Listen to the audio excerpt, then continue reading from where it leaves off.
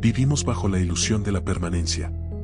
Caminamos sobre aceras de concreto, construimos edificios de acero y cristal, y miramos el pronóstico del tiempo en nuestros teléfonos, convencidos de que hemos domado al planeta que habitamos.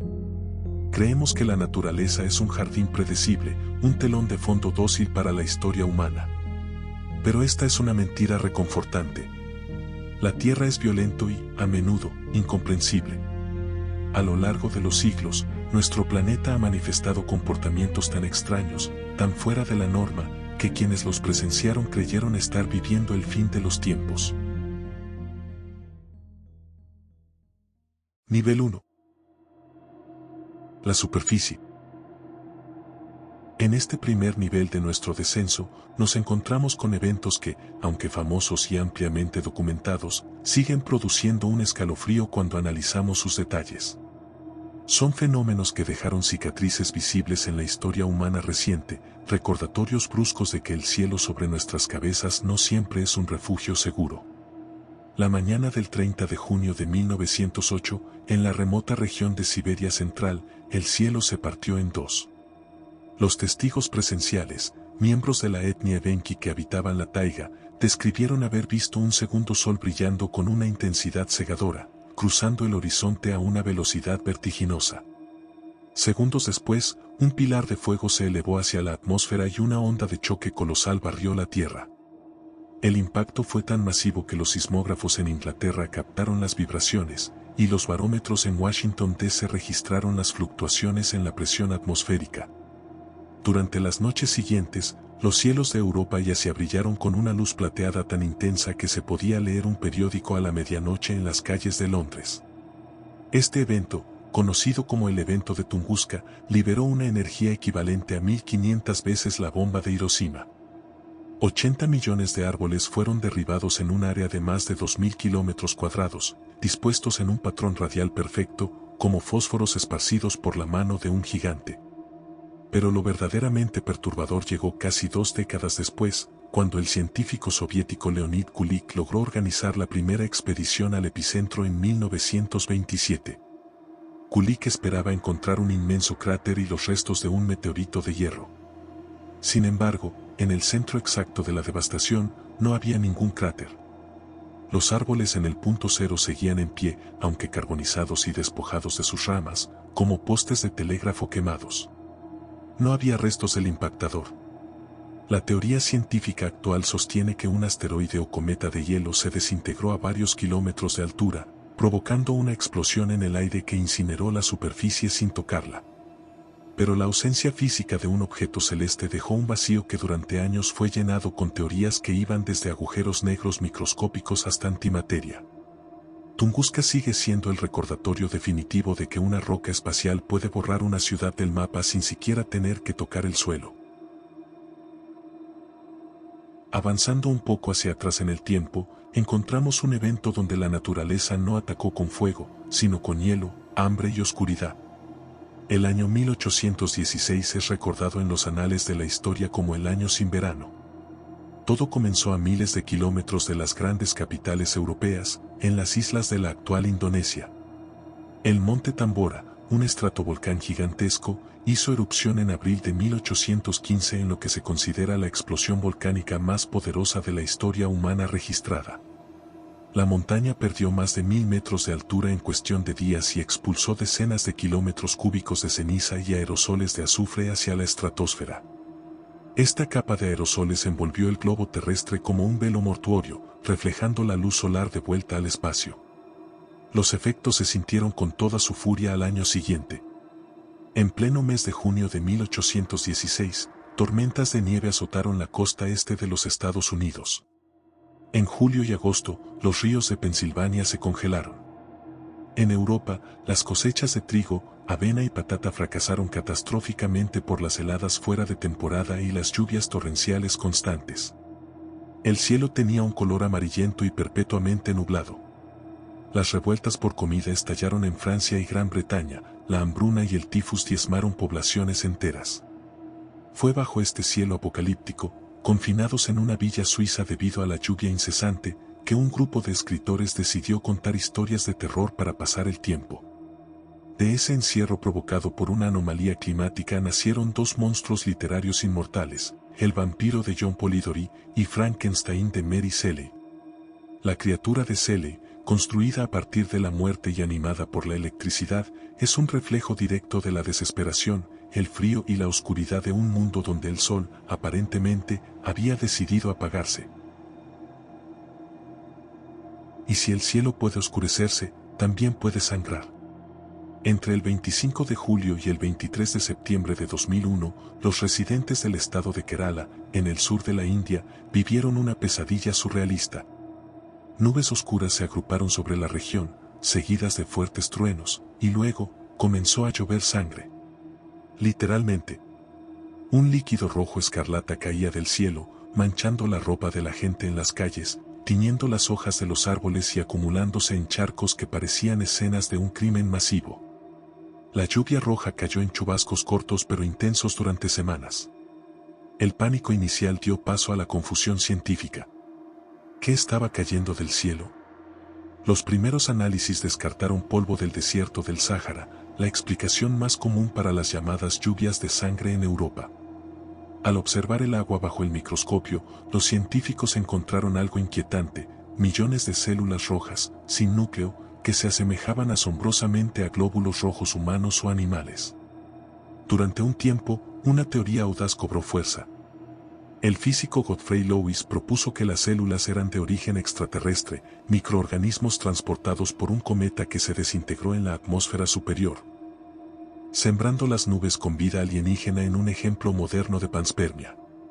Aunque esta teoría capturó la imaginación global, investigaciones posteriores lideradas por el gobierno indio concluyeron que las esporas pertenecían a una especie local de microalga terrestre, del género Trentepolia, que había florecido de manera masiva y explosiva en los árboles de la región antes de ser arrastrada a las nubes.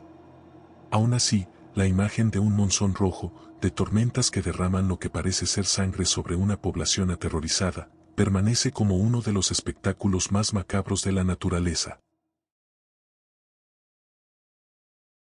Nivel intermedio. La maquinaria oculta.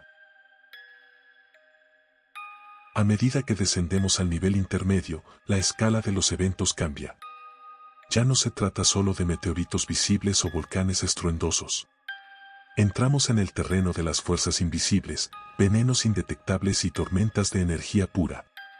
En julio de 1518, en la ciudad de Estrasburgo, que entonces formaba parte del Sacro Imperio Romano Germánico, una mujer llamada Frau Trofea salió a una calle estrecha y comenzó a bailar. No había música. Su rostro no reflejaba alegría, sino una especie de trance angustioso. Bailó durante horas, hasta que el agotamiento la hizo colapsar, solo para levantarse y seguir moviéndose convulsivamente. Lo que parecía un caso aislado de locura se convirtió en un brote epidémico aterrador. En una semana, 34 personas se habían unido a ella. En un mes, alrededor de 400 personas estaban bailando frenéticamente por las calles de la ciudad. Las autoridades, desconcertadas y creyendo que el ejercicio agotaría la enfermedad, cometieron un error fatal: contrataron músicos, abrieron salones de gremios y animaron a los afligidos a seguir bailando. El resultado fue una tragedia masiva. Los cuerpos humanos no están diseñados para una actividad cardiovascular extrema y continua.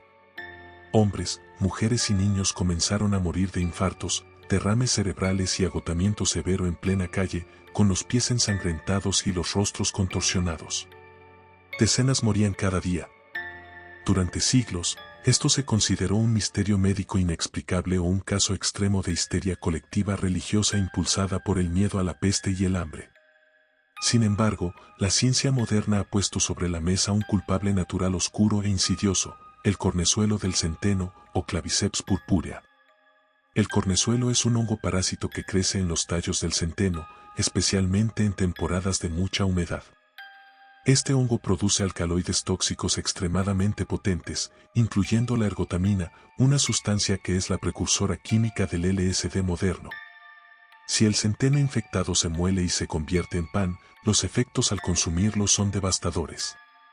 La intoxicación, conocida históricamente como fuego de San Antonio, produce espasmos musculares severos, convulsiones que obligan a las extremidades a moverse rítmicamente simulando un baile macabro, y alucinaciones psicodélicas aterradoras. La población de Estrasburgo, dependiente del pan de centeno barato, pudo haber estado consumiendo dosis masivas de un alucinógeno natural y un neurotóxico. Atrapados en un viaje químico infernal del que no podían escapar, obligados por su propio sistema nervioso a bailar hasta la muerte bajo un cielo indiferente. Avanzando en el tiempo y cambiando de continente, llegamos al noroeste de Camerún, en África Central. Aquí se encuentra el lago Nyos, un cuerpo de agua hermoso, de un azul profundo, situado en el cráter de un volcán inactivo. Rodeado de colinas verdes y aldeas agrícolas, parecía un lugar idílico. Pero la noche del 21 de agosto de 1986, el lago demostró que las aguas quietas a veces ocultan monstruos. Esa noche, sin advertencia sísmica, sin fuego ni lava, el lago erupcionó. Pero no erupcionó magma, erupcionó gas. A lo largo de los años, el magma que yacía a gran profundidad bajo el lago había estado filtrando dióxido de carbono hacia el fondo del agua. Debido a la extrema presión y a la falta de corrientes térmicas en el lago, el gas se disolvió en las aguas profundas, acumulándose a lo largo de décadas en cantidades titánicas. Como una botella de refresco agitada pero con la tapa puesta. Algo rompió esa tensión, tal vez un pequeño deslizamiento de tierra, un cambio de temperatura o una leve brisa. El equilibrio se rompió y más de 1 millón de toneladas de dióxido de carbono fueron liberadas casi instantáneamente a la superficie. El gas formó una columna espumosa que se elevó casi 100 metros en el aire. Al ser más pesado que el oxígeno, el dióxido de carbono colapsó sobre sí mismo y bajó por las laderas del valle como una avalancha invisible y silenciosa, moviéndose a unos 50 kilómetros por hora. Esta nube blanca de la muerte, de unos 50 metros de espesor, asfixió todo a su paso. Expulsó todo el oxígeno respirable de los valles circundantes. Los habitantes de las aldeas de Nyos, Cam y Subum simplemente perdieron el conocimiento en medio de una cena o murieron asfixiados en sus camas mientras dormían, sin emitir un sonido, sin entender que los estaba matando. El silencio a la mañana siguiente era absoluto. No había cantos de aves, no había zumbidos de insectos.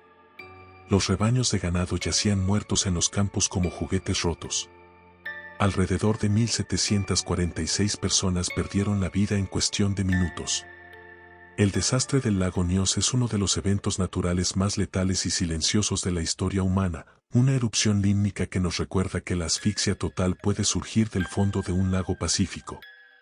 Y si el subsuelo puede traicionarnos, el sol, el astro que da la vida, posee la capacidad de sumir a la civilización moderna en la era oscura en cuestión de horas. En septiembre de 1859, el astrónomo británico Richard Carrington observaba el Sol a través de su telescopio cuando notó un destello cegador de luz blanca que emanaba de un enorme grupo de manchas solares. Era una eyección de masa coronal, una erupción solar de proporciones bíblicas, que se dirigía directamente hacia la Tierra. 18 horas después, el plasma solar colisionó con la magnetosfera de nuestro planeta. Lo que siguió fue el evento Carrington, la tormenta geomagnética más intensa jamás registrada. La interacción electromagnética fue tan brutal que las auroras boreales, que normalmente solo se ven en los polos, descendieron hasta el Ecuador. Los cielos nocturnos brillaban en tonos carmesí y verde sobre el Caribe, México, Colombia y las islas del Pacífico. El brillo era tan intenso que los mineros en las montañas rocosas de Norteamérica se despertaron e intentaron preparar el desayuno, creyendo que ya era el amanecer. Pero la belleza visual ocultaba un peligro electromagnético que, en 1859, apenas pudimos comprender. La tormenta indujo corrientes eléctricas masivas en la corteza terrestre y en la tecnología incipiente de la época, la red mundial de telégrafos. Los sistemas telegráficos se volvieron locos. Las chispas saltaban de los equipos, electrocutando a los operadores. El papel de registro de los telégrafos se incendió espontáneamente por la sobrecarga. Aún más desconcertante fue el hecho de que algunos operadores descubrieron que podían desconectar las baterías de sus máquinas y seguir transmitiendo mensajes a largas distancias, utilizando únicamente la corriente eléctrica que fluía libremente desde la atmósfera. El evento Carrington fue una advertencia. Si una tormenta solar de esa magnitud golpeara a la Tierra hoy en día, nuestro mundo hiperconectado se colapsaría. Destruiría satélites en órbita, quemaría transformadores de alta tensión a nivel continental y borraría los datos digitales. Nos quedaríamos sin internet, sin cadenas de suministro, sin sistemas bancarios y sin energía eléctrica por años. El sol parpadeó en 1859. Si parpadea de nuevo, la civilización tecnológica podría no sobrevivir al destello. Nivel profundo. El territorio de lo inexplicable. Al entrar en el nivel profundo, dejamos atrás los fenómenos letales pero biológicamente o físicamente comprendidos. Comencemos con el sonido. A lo largo de la historia y alrededor del mundo, existen reportes persistentes de sonidos masivos e inexplicables provenientes del cielo o del subsuelo. Los más agresivos son los cielomotos o esquicuaques.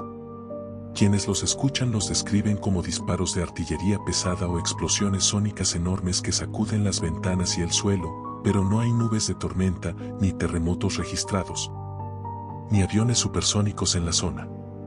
En la costa este de los Estados Unidos se les conoce como los cañones de Séneca, en la India son los Varis, en Japón, el Uminari. Han sido documentados desde antes de la invención de los explosivos o la aviación moderna. James Fenimore Cooper escribió sobre ellos en el siglo XIX. Las explicaciones científicas varían y ninguna es concluyente. Se habla de gases metano erupcionando violentamente desde el lecho oceánico y explotando al contacto con el aire, o tensiones tectónicas masivas que liberan energía acústica en lugar de sísmica. O tal vez sean meteoritos minúsculos que explotan en la alta atmósfera, cuyas ondas de sonido tardan minutos en llegar al suelo, desvinculadas por completo de cualquier destello visible. Pero mientras los cielomotos son explosivos, existe un sonido natural que es mucho más insidioso y tortuoso, el zumbido, o el famoso Taosun. En áreas específicas del mundo, como en la pequeña ciudad de Taos en Nuevo México, un porcentaje de la población escucha un ruido sordo, constante y de baja frecuencia, similar a un motor diésel operando a la distancia en ralentí. No es tinnitus ni una enfermedad del oído, ya que equipos acústicos extremadamente sensibles han logrado detectar anomalías de baja frecuencia en estas zonas. El zumbido no se puede bloquear con tapones para los oídos, se siente como una vibración que resuena dentro del cráneo. Para quienes lo perciben, es una forma de tortura psicológica implacable. Se ha culpado a microsismos constantes del manto terrestre, corrientes electromagnéticas de muy baja frecuencia interactuando con la corteza terrestre, o incluso interacciones acústicas entre el fondo del océano y las corrientes marinas profundas. El planeta está zumbando, vibrando a frecuencias que la mayoría ignoramos, pero que unos pocos desafortunados no pueden dejar de escuchar. En este mismo nivel de oscuridad documental, encontramos eventos de destrucción masiva que ocurren lejos de los ojos humanos, perdiéndose en el tiempo y el aislamiento geográfico. Todos conocemos Tunguska, pero muy pocos conocen el evento del río Curucá. Ocurrió el 13 de agosto de 1930 en el rincón más inaccesible y denso de la cuenca amazónica brasileña. Durante semanas, la historia quedó atrapada bajo el dosel forestal, hasta que el padre Fedele, un misionero católico italiano, envió despachos detallando lo que sus congregantes indígenas le contaron. A las 8 de la mañana, un sol rojo sangre iluminó la jungla.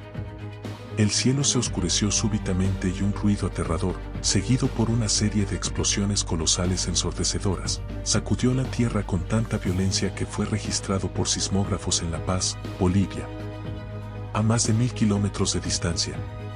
Testigos a decenas de kilómetros observaron bolas de fuego cayendo de las nubes en un ángulo bajo. A diferencia de Tunguska, este evento no recibió atención internacional inmediata. La depresión económica, la inestabilidad política en Brasil y la absoluta impenetrabilidad de la selva del Curucá ahogaron la noticia. Fue décadas después, con el uso de satélites y expediciones aéreas, que los investigadores descubrieron anillos astroblemas y patrones de destrucción masiva de vegetación en una zona remota del Amazonas. sugiriendo fuertemente que la Tierra fue golpeada de nuevo por fragmentos de asteroides o cometas que, si hubieran caído sobre una zona urbana, habrían matado a millones. El evento del Curucán nos murmura al oído que el cielo sigue disparando al azar y que nuestra supervivencia a menudo depende de la inmensidad y el vacío de nuestros océanos y selvas. Y si hablamos de cosas cayendo del cielo, debemos mencionar uno de los enigmas más extraños y persistentes de la historia natural humana, la jalea estelar. También conocida científicamente con el nombre dudoso de Astramyxinopterer, que en galés significa la podredumbre de las estrellas. Desde el siglo XIV hasta reportes modernos en las tierras altas de Escocia y los bosques del Pacífico noroeste, hay registros de personas que acuden al sitio donde presenciaron la caída de un meteorito brillante. Solo para no encontrar roca ni metal, sino parches o montículos de una sustancia viscosa, translúcida y gelatinosa adherida a la hierba o las rocas. La jalea estelar es efímera, se evapora o se disuelve en cuestión de horas o días, sin dejar rastro. Quienes la han tocado la describen como fría y húmeda, sin olor. ¿Qué es? La ciencia biológica argumenta que no tiene un origen espacial. Las explicaciones más aceptadas apuntan a vómito de aves depredadoras o anfibios, restos de ranas que han sido digeridos y regurgitados en forma de mucílago hinchado por el rocío, o la presencia explosiva de mohos mucilaginosos o cianobacterias como el nostoc, que se hincha formando masas gelatinosas tras una lluvia repentina, que a menudo coincide anecdóticamente con lluvias de meteoros.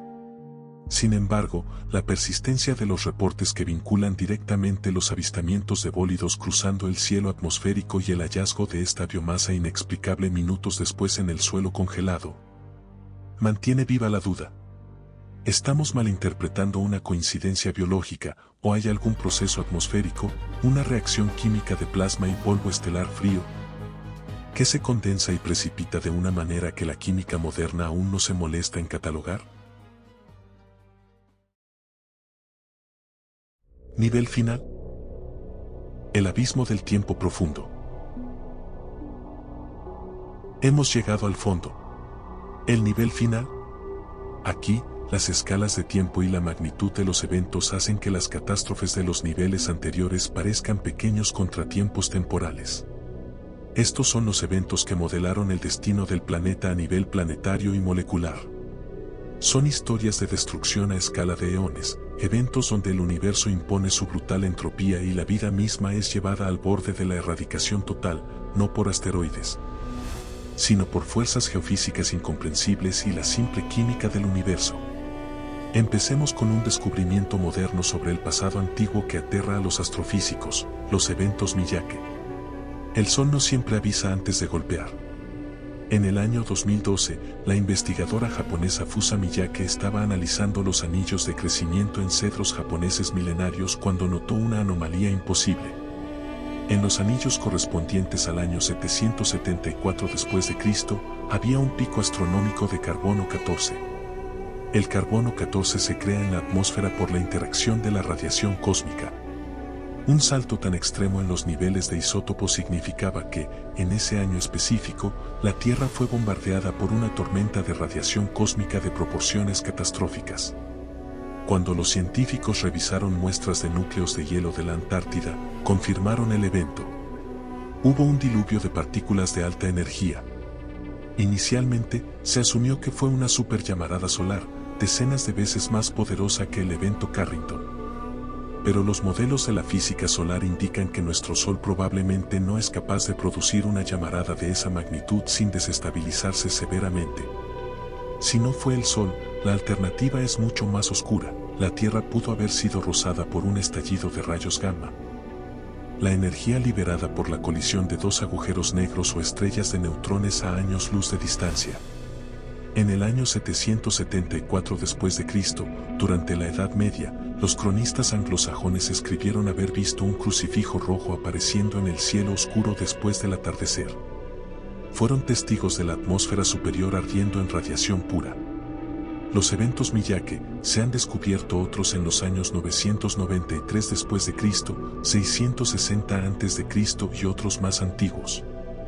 Demuestran que el sistema solar transita periódicamente por zonas de fuego cruzado cósmico masivo. Un evento de clase Miyake hoy no solo freiría toda la red eléctrica mundial, sino que destruiría la capa de ozono, bañando a la humanidad en radiación ultravioleta letal y causando mutaciones y extinciones masivas de plantas a nivel global. Hablando de erradicación masiva, retrocedamos a un tiempo donde la Tierra ya albergaba un ecosistema vibrante, complejo y rebosante de vida, solo para ser casi asesinado por un gas letal e invisible. Hace unos 2.400 millones de años ocurrió el evento de la Gran Oxidación. Antes de este evento, la vida en la Tierra consistía en microorganismos anaeróbicos, seres para los cuales el gas oxígeno no solo era inútil, sino violentamente venenoso. El metano y el amoníaco dominaban el aire, y los océanos eran verdes por el hierro disuelto. Pero en este mundo primordial, un pequeño mutante, una cianobacteria, desarrolló una nueva forma de producir energía, la fotosíntesis oxigénica. Consumían luz solar y expulsaban oxígeno libre como un subproducto tóxico. Durante millones de años, este oxígeno libre comenzó a reaccionar con el hierro disuelto en los mares, formando óxido de hierro y depositándose en el fondo oceánico en las vastas formaciones de hierro bandeado que hoy minamos. Pero eventualmente, los sumideros de hierro se agotaron, y el oxígeno tóxico comenzó a acumularse en la atmósfera. Para casi toda la vida en el planeta, este fue el apocalipsis definitivo. El oxígeno es un elemento altamente reactivo y corrosivo, literalmente oxidó, quemó y destruyó a las bacterias anaeróbicas, provocando la primera y quizás más inmensa extinción masiva de la historia de nuestro planeta. Como si esto no fuera suficiente castigo, el oxígeno libre reaccionó con el metano de la atmósfera, destruyendo el efecto invernadero que mantenía cálida a la Tierra. El planeta entero se congeló, convirtiéndose en una bola de nieve sólida cubierta de hielo de kilómetros de espesor desde los polos hasta el Ecuador durante 300 millones de años. La gran oxidación es el recordatorio definitivo de que la vida misma puede alterar el clima de un planeta hasta el punto de casi autoerradicarse, un eco geológico de nuestro propio calentamiento global provocado, pero a la inversa y a una escala molecular incomprensible. Finalmente, si hay un abismo verdadero en la historia de los fenómenos naturales de la Tierra, un evento que representa el momento en que el planeta se convirtió literalmente en el infierno, ese es el evento de extinción pérmico-triásico. Es conocido simplemente por los paleontólogos como la Gran Mortandad. Hace 252 millones de años, la vida había colonizado la Tierra y los mares del supercontinente Pangea. Bosques gigantes de helechos dominaban el paisaje, junto con enormes reptiles premamíferos como el Dimetrodon y Gorgonópsidos. Y entonces, el subsuelo de lo que hoy es Siberia, explotó. Pero no fue un volcán ordinario. Fue un evento de fisura masiva conocido como los traps siberianos. La corteza terrestre se abrió de par en par y un océano de magma basáltico emergió a la superficie. Hablamos de una erupción de lava que cubrió un área del tamaño de Europa Occidental bajo una capa de basalto fundido de 1 kilómetro de espesor. Esta fisura vomitó lava continua y monstruosamente durante más de 1 millón de años ininterrumpidos. Las consecuencias ambientales son imposibles de imaginar para la mente humana moderna. El calor de la erupción vaporizó inmensos depósitos de carbón subterráneos, inyectando trillones de toneladas de dióxido de carbono y metano a la atmósfera. Las temperaturas globales se dispararon a niveles insoportables. Los océanos de Pangea se calentaron tanto que alcanzaron la temperatura del agua tibia de un jacuzzi en las zonas ecuatoriales, deteniendo por completo las corrientes oceánicas y ahogando el fondo marino en anoxia total, privándolo de oxígeno. Y del fondo oceánico sin oxígeno surgieron bacterias productoras de sulfuro de hidrógeno. Este gas letal ascendió burbujeando desde las profundidades marinas hacia la atmósfera. Los océanos literalmente se tiñeron de color rosa púrpura debido a las bacterias tóxicas. Las lluvias eran de ácido sulfúrico concentrado que despojaba de vida a los continentes, disolviendo los bosques y envenenando las pocas fuentes de agua dulce. No había a dónde huir. 9 de cada 10 especies marinas fueron borradas de la existencia, aniquiladas para siempre. El 96% de toda la vida en el océano desapareció y el 70% de la vida vertebrada terrestre se extinguió. Tomó 30 millones de años para que la Tierra y sus ecosistemas se recuperaran de la resaca cósmica y biológica de la gran mortandad. Estuvimos, como planeta, a un hilo infinitesimal de convertirnos en un mundo yermo e inerte similar a Marte o Venus. ¿Ese es el abismo final? El registro geológico no es un museo pacífico de fósiles, sino la crónica de un campo de batalla devastado. Asteroides, erupciones límnicas invisibles, hongos neurotóxicos en el pan, llamaradas cósmicas y continentes ahogándose en mares de magma. Los cimientos de nuestro mundo están construidos sobre las tumbas de incontables especies que simplemente no pudieron adaptarse a los violentos e impredecibles caprichos de la naturaleza. Vivimos en un periodo de interglacial inusualmente tranquilo, una burbuja de gracia que ha permitido el ascenso de la agricultura, la ciudad y la tecnología humana. Pero no debemos engañarnos. Nuestro planeta no ha sido domesticado. Duerme con un ojo abierto. Los cielomotos siguen resonando, las anomalías acechan en la oscuridad, el sol acumula energía en sus manchas oscuras y las profundidades del manto terrestre hierven. La próxima anomalía no es una cuestión de si ocurrirá, sino de cuándo. Y cuando llegue, la naturaleza nos recordará brutalmente, una vez más, de quién es realmente este mundo. Hasta el próximo descenso. Que duerman bien.